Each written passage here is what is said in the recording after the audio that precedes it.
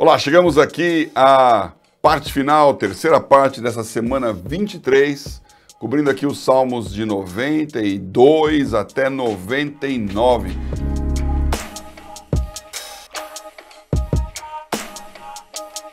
Quase chegando no Salmo 100, marcando aqui 2/3 dos números de salmos. São 150 e vamos chegar na semana que vem ao 100º. Estamos caminhando, estamos progredindo e este é parte do livro de Salmos 92 em diante. É uma parte que fala bastante da exaltação ao nome de Deus, do cântico de louvor e exaltação a Deus. E esse Salmo 92 tem uma particularidade: ele é o único salmo em que está escrito no seu início que ele é uma canção para ser cantada no Shabat, ou seja, no sábado. É um salmo para ser cantado no sábado. Como já disse aqui, os salmos eles são distribuídos em liturgia hebraica para todas as festas, para cada dia da semana tem o seu salmo, e esse aqui especificamente para o sábado. Na liturgia cristã também existe toda uma estrutura, tanto em latim quanto na igreja ortodoxa grega, dividindo os salmos nos cânticos, nas festas, nos momentos dos mosteiros. Então, o exercício do salmodiar, muito presente na história da igreja. E esse aqui é um salmo do Shabat, é um salmo do sábado. Não porque ele diga alguma coisa para ser feita no sábado, mas porque ele exalta a criação de Deus. Então tem não se sabe o autor desse salmo, mas tem uma tradição judaica que diz que foi próprio Adão que escreveu esse salmo aqui, porque Adão, criado no 6º dia, já no sábado, no 7º dia, estava lá louvando o que é a criação de Deus. Bom é louvar ao Senhor e cantar louvores ao teu nome, para de manhã anunciar a tua benignidade e todas as noites a tua fidelidade. Então ele vai falando sobre o poder, a exuberância, a glória de Deus, e é considerado então como um salmo que Adão teria dito. Na verdade, provavelmente ele foi escrito pelos levitas no final do período do exílio. Já estão aqui falando então do retorno de Israel para o seu lugar, né? Adorando a Deus e dizendo como ele é grande, como o homem normal não sabe nada, como os loucos não entendem, mas tu, Senhor, és o Altíssimo para sempre. Interessante que esse salmo aqui, ele não fala como a partir dele o 93, exatamente de Deus como um rei, mas exalta o nome dele fortemente. Salmo 93 até 99 são chamados os salmos reais. Salmos reais, porque neles o nome de Deus é declarado como rei, né? Salmo 93 começa: o Senhor reina, está vestido de majestade. Esse salmo não tem introdução. Na nossa Bíblia aqui, nas versões mais frequentes para o mundo evangélico, nenhum salmo tem introdução. Mas como eu já disse aqui, no hebraico, na Septuaginta, na Vulgata Latina, na King James, ele começa com aquela introdução ali, dizendo quem escreveu, para que ele serve, como se utiliza. Aqui não, aqui entra direto. O Senhor reina, está vestido de majestade, o Senhor se revestiu e cingiu de fortaleza. Então, é um salmo que declara o poder real de Deus, no sentido de realeza. Tem uma coisa interessante aqui, é um salmo curto, né? São 5 versículos. Ele é preparado para ser cantado na sexta-feira, justamente no 6º dia. Né? Então, cada salmo tem o seu dia. Esse aqui, o anterior era o Shabá, esse aqui é no dia anterior ao Shabá, na sexta-feira. Em hebraico, ele tem 45 palavras. E, como você sabe, no hebraico, as palavras têm um valor numérico. Então, quando você pega a palavra Adão, Adam, e soma o valor das letras de Adam, como se fosse em português fosse A, D, A, M, e soma os valores, né? O A é 1, A, B, C, D, o D é 4, o A de novo 1, então somando o valor, se fosse no alfabeto em português, teria um outro número lá, mas no alfabeto hebraico, somando cada letra, dá 45.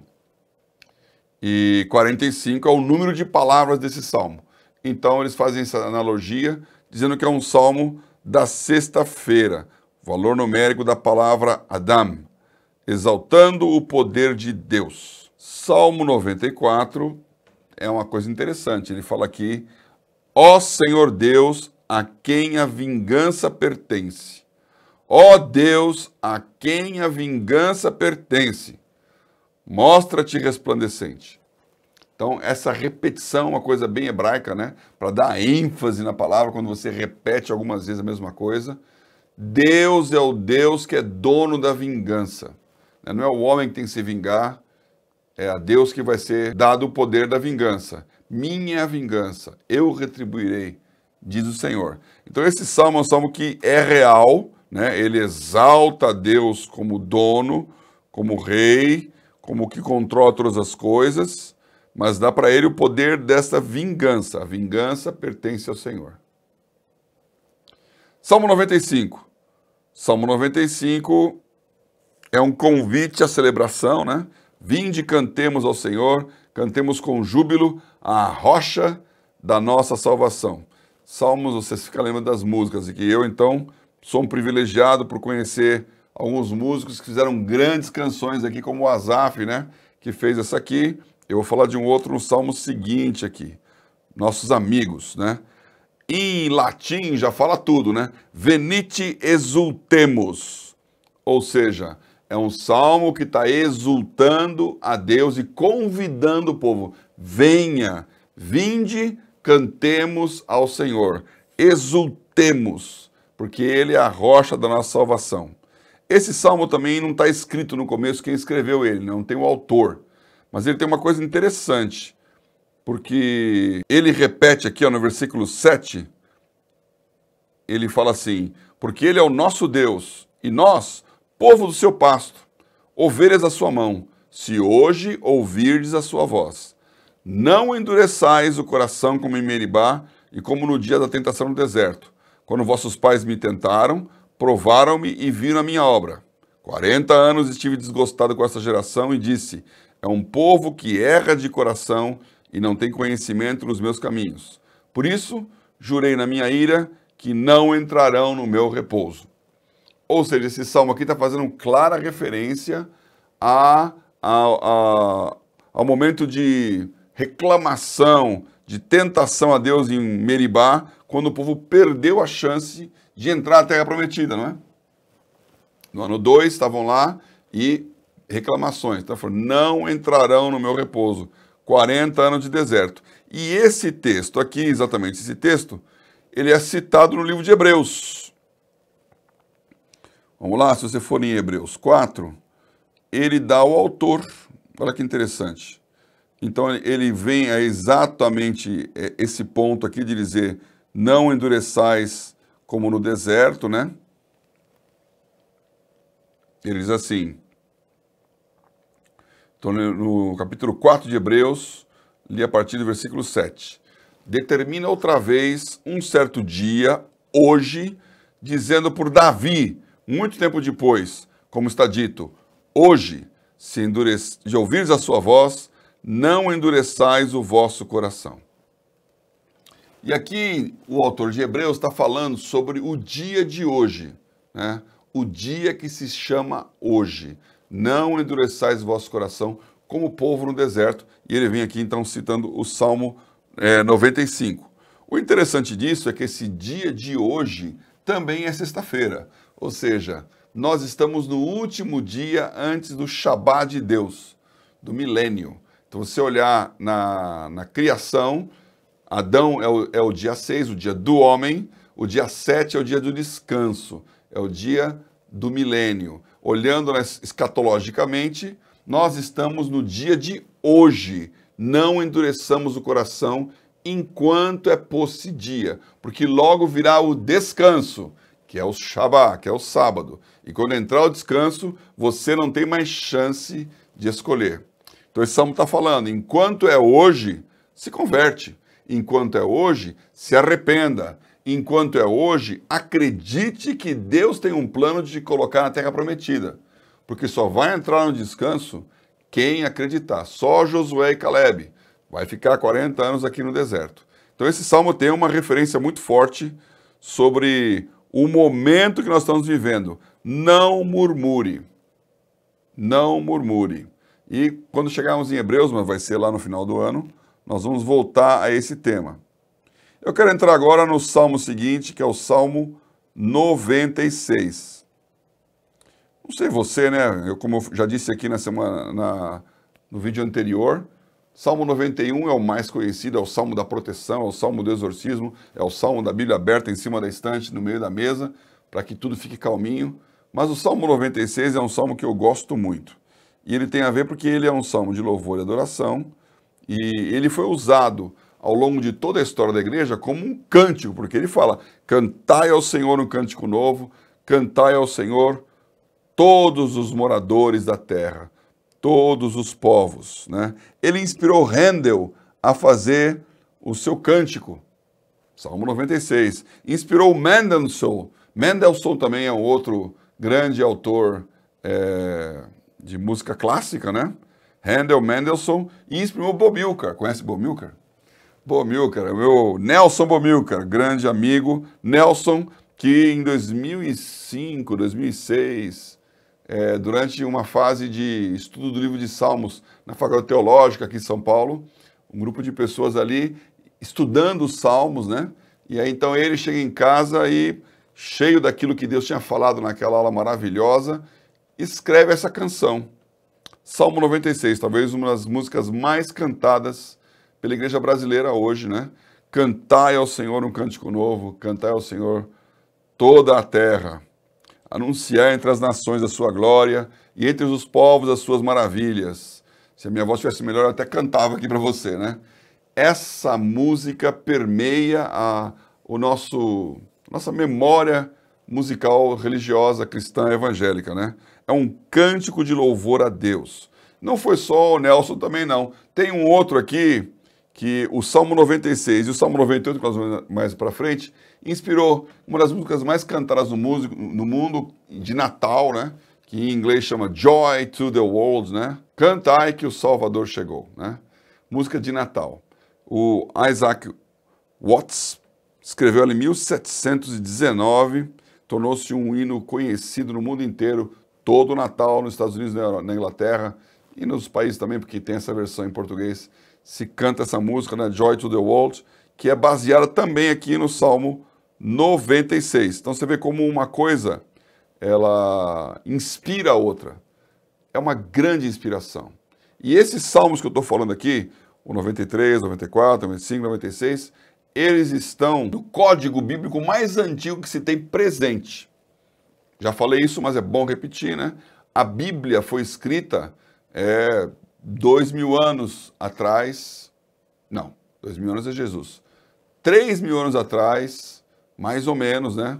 3.500, 1.500 a.C., 1.300 a.C., quando Moisés começa a escrever a Torá, os 5 primeiros livros da lei.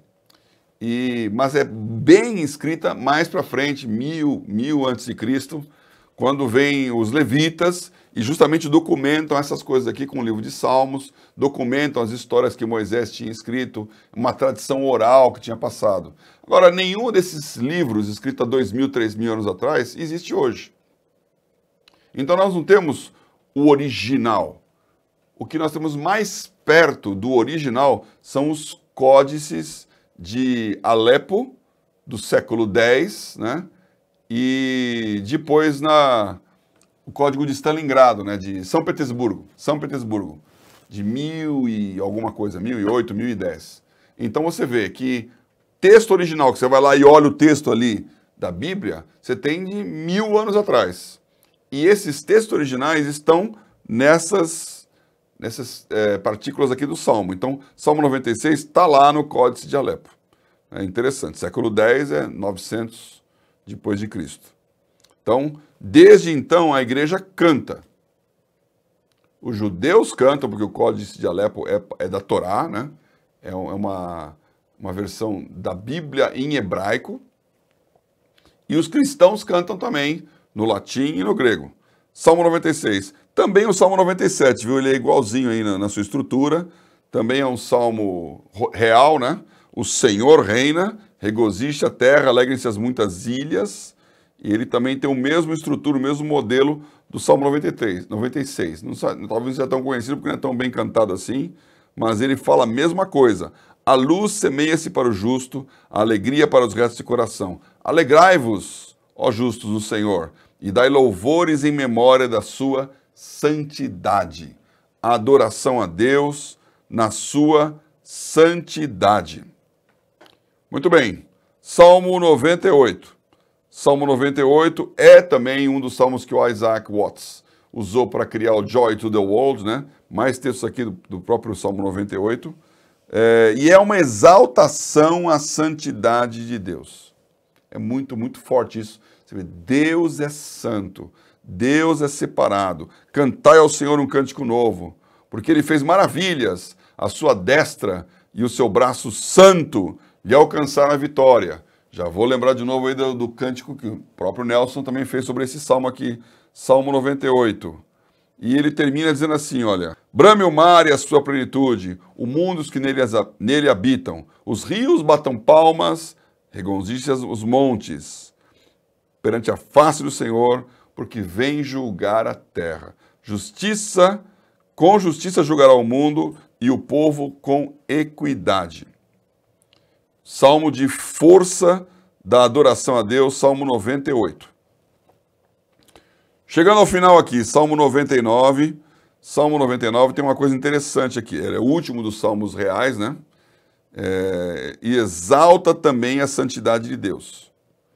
Ele é interessante porque ele aqui no versículo 6 fala, ó, Moisés e Arão entre os seus sacerdotes e Samuel entre os que invocam o seu nome, clamavam ao Senhor e ele os ouvia.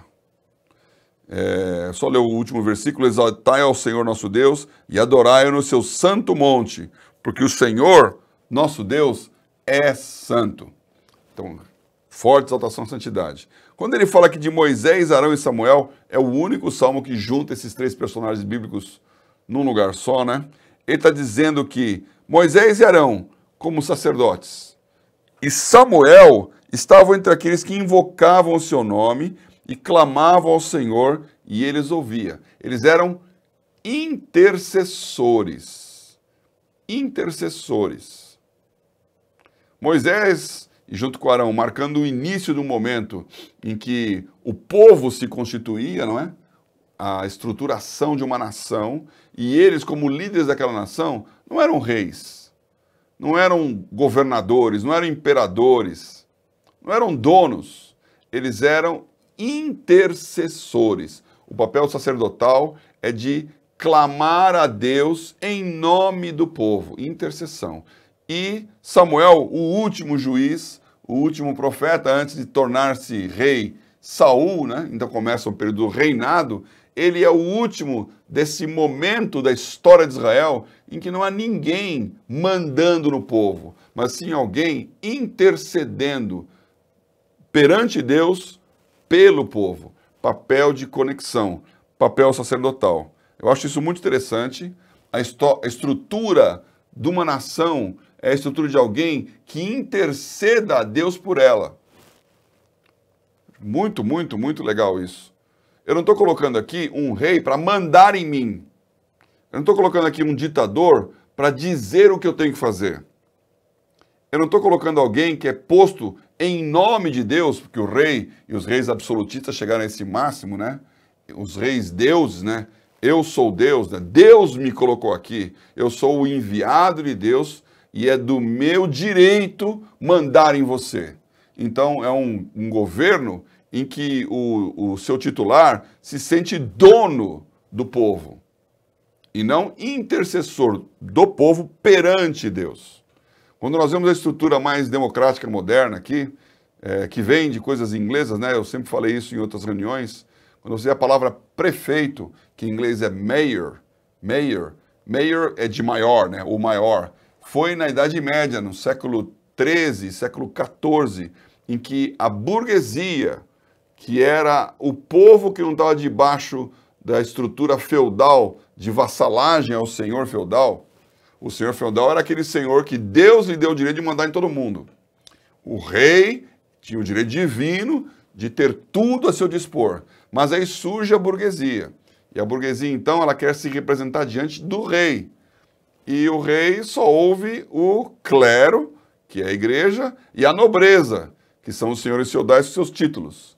Então eles elegem uma pessoa, e aí começa na história mais moderna esse princípio da eleição. Os iguais elegem um deles para representá-los na Câmara dos Lords, que era onde estavam o clero e a nobreza. Então, um burguês, que é uma classe média, que é um trabalhador, que é um profissional, que trabalhava, não tinha propriedade de terra, ele tinha uma profissão, eles se juntam nas guilds. Nas guildas são associações, né? Os padeiros, os peixeiros, os sapateiros, os pescadores, né? Eu já falei. Agora, mais recentemente, até hoje está na Inglaterra, os contábeis, os advogados. E as guilds elegem o seu representante. Esse representante é chamado Lord Mayor. Então, o maior entre nós que vai na Câmara dos Lords. E a palavra prefeito vem daí. Então, você veja esse princípio aqui, que Deus, ele está no governo.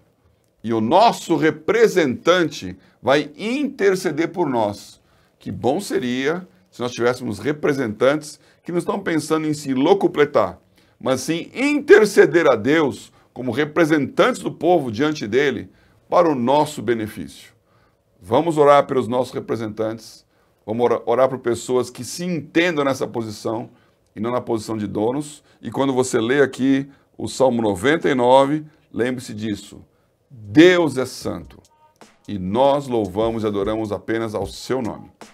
Até a semana que vem, semana 24.